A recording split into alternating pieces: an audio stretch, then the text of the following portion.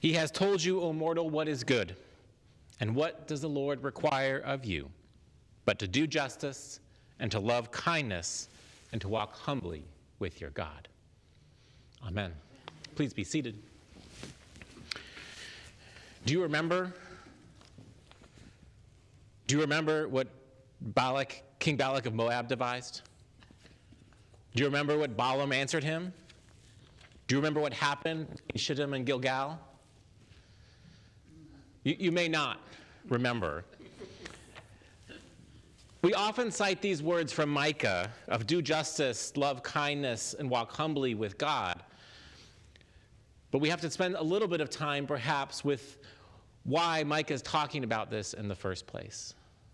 What Micah, this prophet, wants us to remember. He is speaking to a people who are suffering. He is speaking to a people who are dealing with occupying powers, who are being put upon by an oppressive government, and he is reminding them of God's love for them and what it takes to stay in God's good graces. And so he's reminding them of this journey that the Israelites took from the Red Sea to the Promised Land. And Balak was this king that they met along the way, and this is sort of one of the low points of this 40 years wandering in the desert. And Balak sees the Israelites coming, and he wants to defeat them. And so he tries to bribe a prophet, Balaam, to condemn the Israelites and say that God does not favor them. He tries to use his money and his power and his influence to bribe the prophets of the day to speak ill of the Israelites. And Balaam tries, but God speaks pretty clearly to him and tells him that's a really bad idea. So, of course, Balak gets rid of Balaam and seeks another prophet.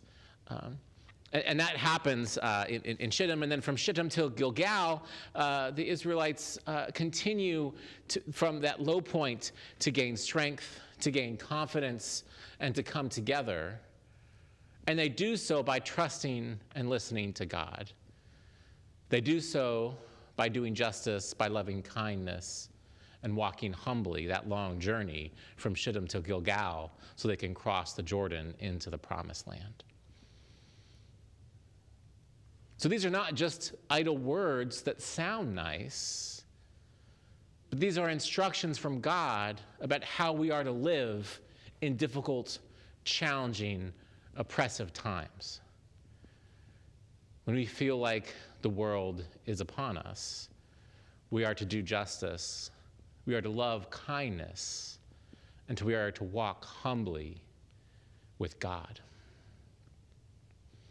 And indeed, if you look at all the lessons from today, from the Old Testament lesson to Paul's talk of foolishness shaping the wise, to the Beatitudes, we see this reflection of God promising to overturn the powerful and lift up the lowly, to strengthen those who follow God's call, and to push aside those who are not listening to God, but who are seeking their own rewards, their own power, their own might. And I love that text of Paul talking about wisdom and foolishness and how God uses the foolish to shame the wise. And anyone who's had small children in their lives knows that feeling, right? Of thinking you know everything and your kid's saying the one thing that you can't laugh because if you laugh, they win, but they've already won, right? I mean, children are the perfect example of using the foolish to shame the wise. But Paul also talks about using the weak to shame the strong and the lowly to shame the powerful. And boy, have we not seen that happen in our world in the last week. After the shooting of an ICU nurse in Minneapolis by agents of the federal government, the foolish, the weak, and the lowly came out in force to shame the powerful and the wise. And you had a bunch of old Lutherans with casserole dishes and whistles scare out this paramilitary force from their city and remind them and all of us who really holds power in our country. That it is the people, it is the lowly, it is the masses that hold that power. Not individuals who seek to manipulate government for their own interests, and not powerful regimes that would seek to take over and push down and oppress the lowly. It doesn't mean it's easy. It doesn't mean that it's over. It doesn't mean that power has conceded everything. But it is a reminder of what happens when we do justice, when we love kindness, and when we walk humbly with God. Now, in the gospel this morning, Jesus talks about the Beatitudes. And you could very easily rewrite these Beatitudes for our present moment, right? You could take all of these refrains. Blessed are those who mourn, for they will be comforted. Blessed are Alex Preddy's family, for they will be comforted. Blessed are the meek, for they will inherit the earth. Blessed are those who hunger and thirst for righteousness. Blessed are those who are out calling for justice, those who are out protesting, for they will be filled. Blessed are the merciful, for they will receive mercy. Blessed are those who take food and provide shelter to those who are too scared to go outside. Blessed are the pure in heart, for they will see God. Blessed are those who gather on street corners to sing church hymns, to create safe space for their neighbors. Blessed are the peacemakers, for they will be called children of God. Blessed are those who go out into the streets to de-escalate, to create peace, to bring down tensions, to create unity in difficult spaces. But I am also reminded of another story, another reality.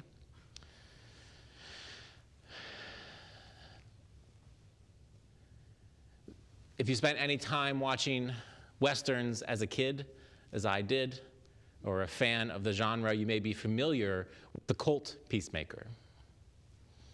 The Colt Peacemaker was a single-action revolver popularized after the Civil War, used by the U.S. Army, and featuring prominently in a lot of Westerns. And the irony of a gun being called a peacemaker may seem ironic to you and me, but there are a lot of people in our country and a lot of people in our world who see that as a fact. And indeed, we have to be aware that guns often are the first step to peace in really difficult times. And even as I'm here in front of you making this sermon, it is quite likely that in some other kind of church, perhaps a different denomination, different political leanings than most of our people, there's someone making a very different sermon about the Beatitudes and talking about blessed are the Colt revolvers, for they will bring peace to our country. And this is, to me, a sad, troubling reality. But it is a reality. And it is also a reminder that we can't read the gospel just for ourselves, just to make us feel better. We can't read the gospel just to confirm all of our preconceived notions. We can't read our gospel just to condemn other people that we don't like. That is not doing justice. That is not loving kindness. And that certainly is not walking humbly with God. The mistake that God's people have made over and over again is that when we think that we are God's chosen people, we think that we can do no wrong. We think that we have all the answers. We think that it's everyone else who's messing up. And suddenly, Christ's gospel becomes our gospel. And instead of a big G, it's a little g.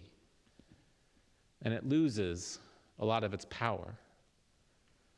And it might make us feel better in the short term, especially when everything outside seems so chaotic, to think that we know everything is right. It reminds me of an old Simpsons episode where Homer's falling asleep on his couch because he refuses to go to church, smoking a cigar, and says, "Everyone is stupid but me." And then his house burns down because the cigar falls and lights everything on fire.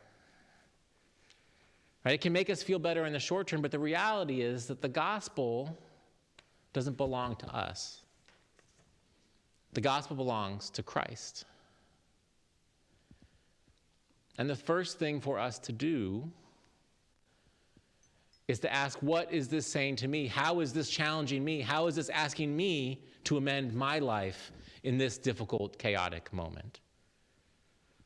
Not to say, well, if all those other people did the right thing, we wouldn't have this problem.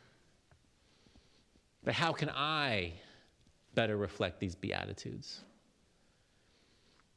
How can I trust that God will use the foolish to shame the wise? How can I do justice? How can I love kindness? And how can I walk humbly with God?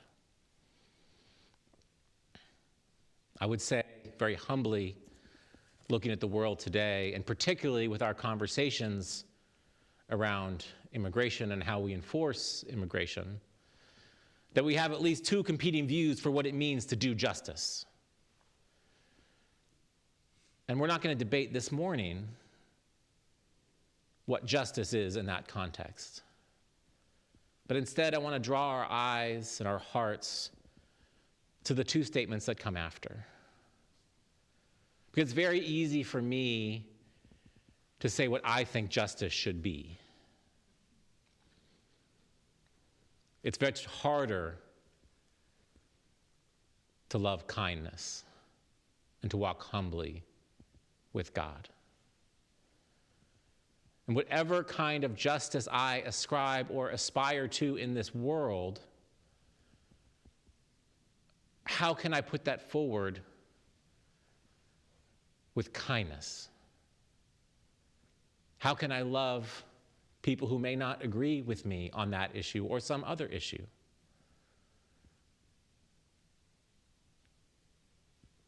How can I put God's love out in the world, reminding myself that it's not my gospel, it's Christ's gospel? And that person over there isn't the enemy. They're just another beloved child of God. How can I love kindness even when people aren't kind to me? And how can I walk humbly with God? I often wonder kind of what that means, to walk humbly with God. I think anytime we think we're walking with God, we're probably not very humble. And often if we think we're walking with God, we may think like we're marching out ahead with the sword or a staff or something, clearing the way, like an old verger in the old processions in days of yore. But that to walk humbly means that I don't know necessarily where we need to go. I'm trusting that God will take us there. I don't have all the answers. I'm trusting that God will provide them. And I'm trusting that the people I meet along the way may have something to offer me. Perhaps actually a big snow day like this is a good metaphor for walking humbly. Try and walk outside and run down the street and see what happens, right? We take careful steps because we don't know what's under the snow, if there's ice or solid ground or grass. We don't know how much of that snow has melted. We don't know how deep the drifts are. We have to walk carefully, thoughtfully. And sometimes we may need to help somebody else along the way. Or we may need someone's help along the way. If despite all of our humble walking, we veered off the path or our car got stuck. To walk humbly with God is not to walk knowing that God has told us where to go or how to do it, but to walk knowing that we're not sure where we're going, but we trust that God will come alongside us.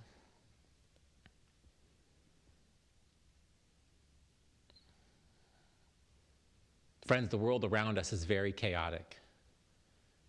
It can be very scary, very frustrating. The good news is that this has happened before. God's people have been through moments like this before. And when that's happened, prophets have said, God has said, Jesus has said, remember what God said before. Remember what God did before. Remember what God did with Balak and Balaam. Remember what God did from Shittim to Gilgal. Remember what God did on the cross. Remember what God did on the Edmund Pettus Bridge. Remember that if we do justice, if we love kindness, and we walk humbly with God, we'll be okay. Amen.